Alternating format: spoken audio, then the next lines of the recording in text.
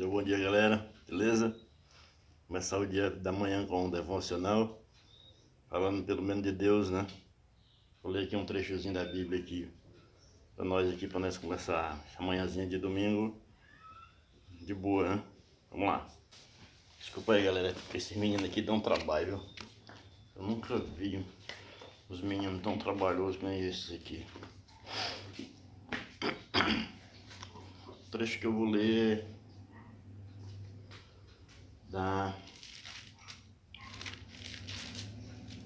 é o segundo livro dos Macabeus.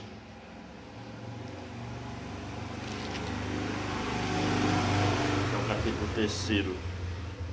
Deus impede a traição. Diz o seguinte: a cidade santa vivia na mais completa paz,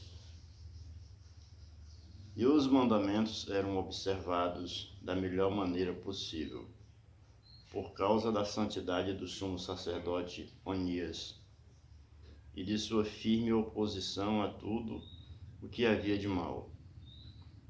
Os próprios reis respeitavam o lugar santo e homenageavam o templo com os mais belos donativos. Até Seleuco, rei da Ásia, com seus próprios recursos, sustentava todas as despesas necessárias para as funções dos sacrifícios. Um tal de Simão, porém, da tribo de Belga, em que era administrador do templo, desentendeu-se com o sumo sacerdote a propósito da administração da cidade. Como não foi capaz de derrotar Onias, ele foi então procurar Apolônio de Tarso, que nessa ocasião era o comandante da Celesíria e da Fenícia. Contou-lhe que o tesouro do templo em Jerusalém estava cheio de riquezas, tantas que nem dava para falar, e que a quantidade de dinheiro era incalculável. Disse-lhe também que isso não era necessário para os sacrifícios, e poderiam muito bem cair em poder do rei. Apolônio, ao ter uma audiência com o rei, contou-lhe tudo o que lhe tinha sido relatado. Então o rei destacou Heliodoro, encarregado da administração, e deu-lhe ordem para ir e retirar as tão faladas riquezas. Heliodoro partiu imediatamente. Dava a entender que estava apenas percorrendo as cidades da Celecíria e da Fenícia, mas o que ia mesmo executar era a tarefa que o rei lhe tinha confiado. Chegando a Jerusalém, foi recebido amigavelmente pelo sumo sacerdote da cidade. Falou a este da informação recebida, explicou o motivo de sua presença e perguntou-lhe se as coisas eram realmente assim. O sumo sacerdote, de sua parte, explicou que as coisas aí depositadas eram de viúvas e órfãos, e que algumas coisas pertenciam a Hircano, filho de Tobias, homem poderoso e de alta posição.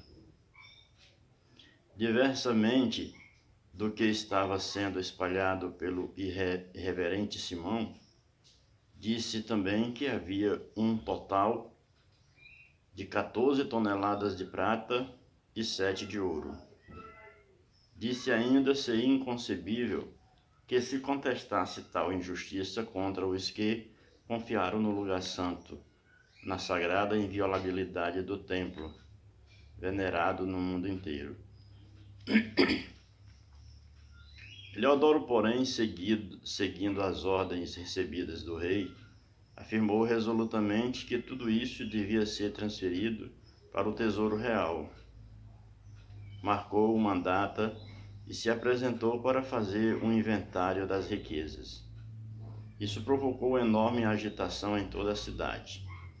Os sacerdotes, com suas vestes sagradas e prostrados no chão, diante do altar, invocaram o céu. cuja lei tinha determinado esses donativos e segundo a qual se deviam conservar intactos os bens em favor daqueles que os tinham depositado. Quem olhasse para o sumo sacerdote ficava de coração partido, pois o olhar e a palidez do seu rosto mostravam a agonia que lhe ia na alma. Ele estava tomado de pavor, e o tremor do seu corpo mostrava a todos o que o viam o sofrimento que levava no coração. Aos bandos vinham as pessoas correndo de suas casas para as rogações públicas, por causa do ultraje que ameaçava o lugar santo.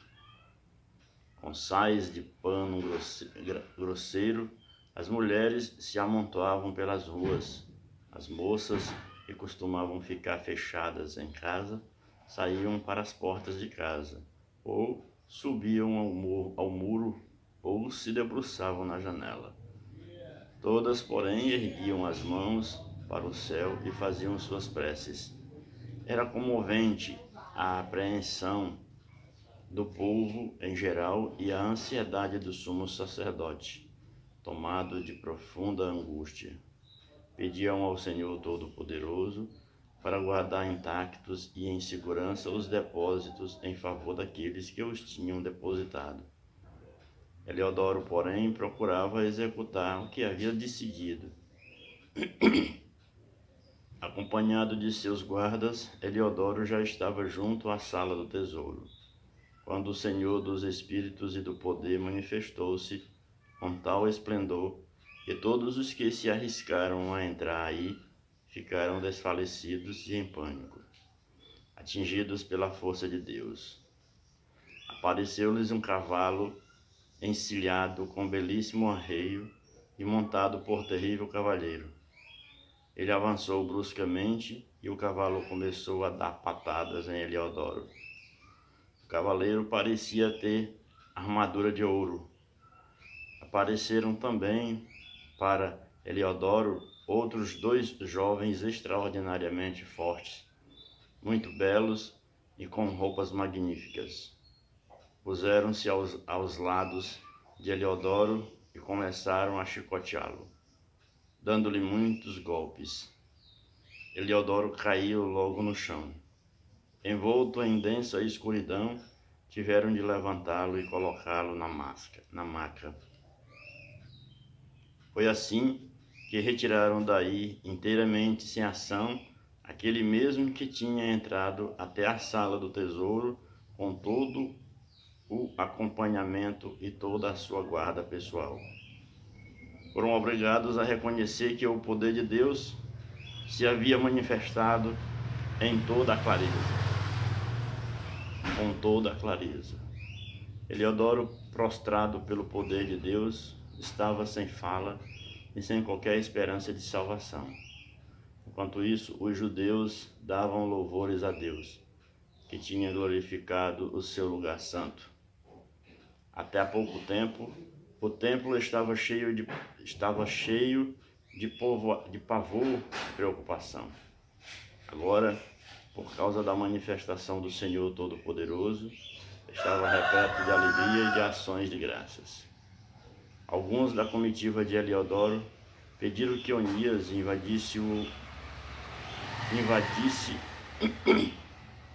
invocasse o Altíssimo, suplicando pela vida de quem já estava, sem dúvida, agonizando. Preocupado e com medo de que o rei fosse imaginar que os judeus tinham armado algum ato criminoso contra Eliodoro, o sumo sacerdote ofereceu um sacrifício pela saúde do homem.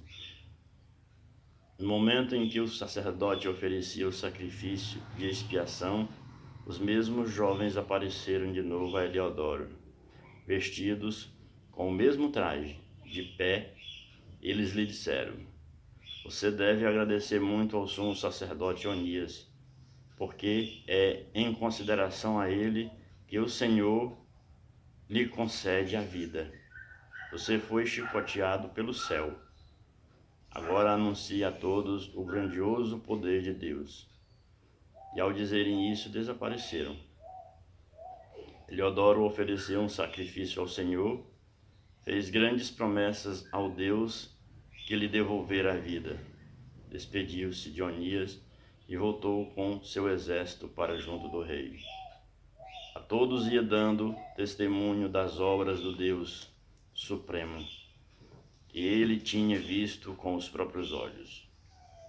Quando o rei lhe perguntou quem seria a pessoa mais indicada para ser mandada outra vez a Jerusalém, ele respondeu: se Vossa Majestade tem algum inimigo, alguém que se opõe aos seus atos de governo, mande-o para lá, e vai recebê-lo de volta, devidamente castigado, caso consiga escapar. Naquele lugar existe realmente uma força divina. Aquele que mora no céu é o guarda e protetor daquele lugar. Ele fere e mata quem se aproxima do templo com mais intenções. Foi o que aconteceu com Eliodoro e com a conservação do tesouro do templo. Interessante disso é o testemunho dele, né? Ele poderia muito bem ter ignorado aqui e até morrido, mas ele voltou já provando para as pessoas que era impossível brigar com algo tão poderoso como aquela força que ele havia encontrado no templo em Jerusalém. Mas eu, graças a Deus, o homem lá em cima de novo, eu acredito nisso aí. Eu acredito na mudança do homem. Eu tenho certeza que o homem pode mudar aquilo, e depois de enxergar, de olhar, observar direitinho, vem a conscientização. Com a conscientização vem a mudança daquilo que ele pensava. Às vezes o cara diz, o cara não muda e tal. Não, é um processo muito lento. Às vezes é sofrido como o do Eliodoro, né? Sofrido como o dele. Eu não sou, eu quero dizer para vocês aqui que, se você vê eu lendo a Bíblia aqui, para dizer que o cara é crente, evangélico, não, eu não sou nem religioso, nem nada. Nem missa eu não vou, nem igreja, nem canto nenhum. Mas é o seguinte, galera, os maiores filósofos do mundo, temente a Deus, eles se baseiam nisso aqui. A filosofia é o conhecimento das coisas, né? Mas você não tem conhecimento se você não conhecer Deus. Aliás, a filosofia ela é um conhecimento divino. É preciso que se leia livros como do Santo Agostinho, São Tomás de Aquino. São pessoas que esqueçam a batina deles. Esqueçam a batina deles. Leiam os livros deles como se você estivesse lendo um livro de um autor qualquer. Aí, de repentemente, o cara, ele que nem o próprio Isidoro aqui, o cara vê aqueles anjos, vê aqueles caras ali impondo ele uma situação que ele nunca na vida tinha sido posto à sua frente. Ele muda de ideia, ele deixa de ser um cara prostituto, ele deixa de ser um bebedor, ele deixa de ser um drogado, ele começa a representar Deus através das palavras. Muito embora sabendo que depois de muito tempo esses caras sobrevivem disso, né? Às vezes até esquece do conteúdo espiritual da palavra e passa para o conteúdo financeiro da história. Mas que eles foram pegos por Deus, como Isidoro foi. Eu era um cara que eu bebia todo dia, eu fumava droga todo dia, né? Vivia por aí andando com as turmas. Graças a Deus, durante esse período eu não furei ninguém, não matei ninguém, não dei um murro em ninguém, não bati, não tirei sangue de ninguém, nem ninguém mexeu no meu sangue. Saí ileso, né? Dos males o menor. Ou seja, eu combati o bom combate. Eu participei de um combate onde eu não feri e nem fui ferido. Uma manhã de domingo, abençoada, graças a Deus, louvado seja Deus. Estou aqui falando isso aqui para vocês. Não leve a coisa para o lado religioso. Vamos parar com isso, leve a coisa para o lado científico. Eu não sou religioso. Eu simplesmente gosto de ter conhecimento daquilo que eu estou fazendo. Garoto? Entendeu? Não gosto de fazer as coisas de forma aleatória.